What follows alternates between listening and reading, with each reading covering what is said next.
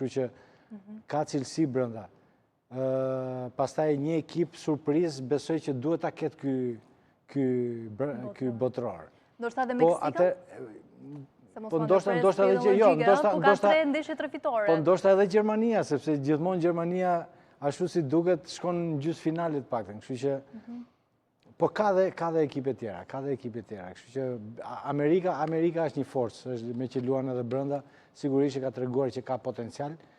Dhe ndoshta mund të jetë edhe një nga ato çerek finalet dhe gjysmëfinalet e ekipet që mund ta shohim aty. Te sfida që do të luhen, do ndalemi patjetër te sfida mes Francës dhe Norvegjisë, shohim dhe Turqinë në sfidë me Shoban, Turqia tashmë eliminuar.